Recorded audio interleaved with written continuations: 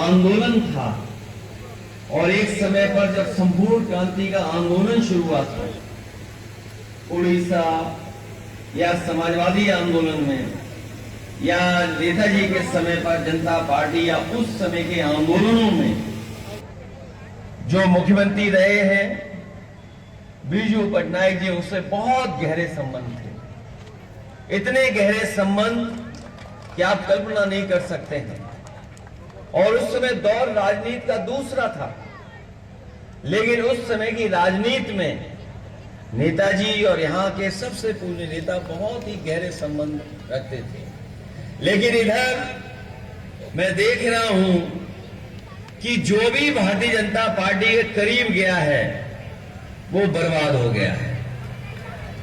जो बीजेपी के पास चला जाएगा, मैं किसी दल का नाम नहीं लेना चाहता हूं, लेकिन दिल्ली में जब हम लोग रहते थे तो देखते थे कि उड़ीसा के हमारे तमाम लोग हैं जो बीजेपी से दूरी रखेंगे, लेकिन कई ऐसे राजनीतिक घटनाक्रम हुआ जिसमें यहां के लोगों ने हमेशा भारतीय जनता पार्टी का समर्थन किया और समर्थन का परिणाम यह हुआ है कि भारतीय जनता पार्टी ने अपना रास्ता बना लिया और आज उड़ीसा में भारतीय जनता पार्टी की सरकार बन गई। और ये ऐसे कमाल के लोग हैं। हमारे अध्यक्ष जी ने, हमारे प्रभारी जी ने बताया कि जो दूसरे दल का प्रत्याशी था, अच्छा यहां भी चोरी हो रही है। अभी तक तो हम लोग वोट की चोरी समझते थे, वोट चोरी की समझते थे बात, लेकिन अब तो मुझे पता लगा है पहले सरकार चोरी की, पहले सरकार चोरी हो गई क्योंकि बहुत करीब पहुंच गए थे। सरकार चोरी हो गई और अब उनके प्रत्याशी की चोरी हो गई। इसलिए मैं आपके इस धरती को प्रणाम कर करके, ऐसी पावन धरती पर मैं आप सबसे निवेदन करने आया हूं, आप सबसे प्रार्थना करने आया हूं कि हमारा ये नौजवान प्रत्याशी है, कम उम्र का है, कम उम्र का है, और ये हमारे प्रदेश के अध्यक्ष हैं। जब हमारी पार्टी कुछ नहीं थी तब भी ये हमारा झंडा, हमारे नेताजी का पोस्टर ये लेकर के यहां पर घूमा करते थे।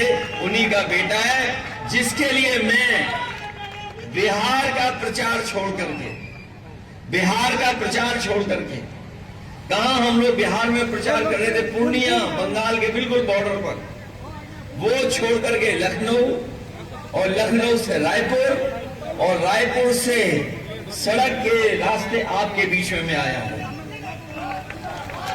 लोग कहते थे सड़क अच्छी है, ये देश के प्रधानमंत्री कह रहे हमने सड़कें बहुत अच्छी बनाई हैं। अगर सड़क अच्छी बनी होती 1 घंटे पहले हम आपके बीच में आ गए होते, हमें अपना समय नहीं देखना पड़ता। मैं आपसे कहना चाहता हूं, जब आपके बीच में इस बाई इलेक्शन में आया हूं तो पीडीए की चेतना का बीज बोने उड़ीसा में आया हूं।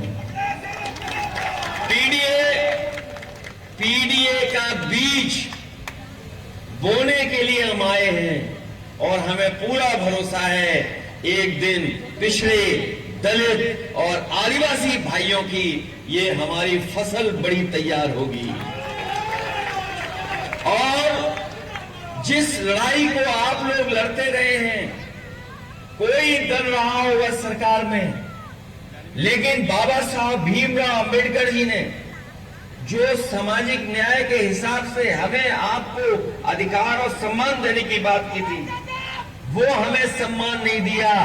इसलिए बाबा साहब भीमराव अंबेडकर जी का न्याय और सामाजिक न्याय के राज की स्थापना करने हम लोग आ रहे हैं और इस संकल्प को लेकर के जा रहे हैं कि जब कभी हमें मौका मिलेगा हम अपने लोगों को गिनवाएंगे, पिछड़ों को, आदिवासी भाइयों को, बहनों को, अल्पसंख्यकों को, और उनको आबादी के हिसाब से हम लोग सम्मान देने का काम करेंगे, उनको हक देने का काम करेंगे।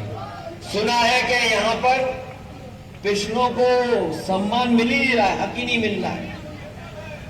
और अपने आदिवासी भाइयों को हम कहना चाहते हैं, अपनी बहनों को कहना चाहते हैं, हमारे पीडीए में एक का मतलब आदिवासी भी है।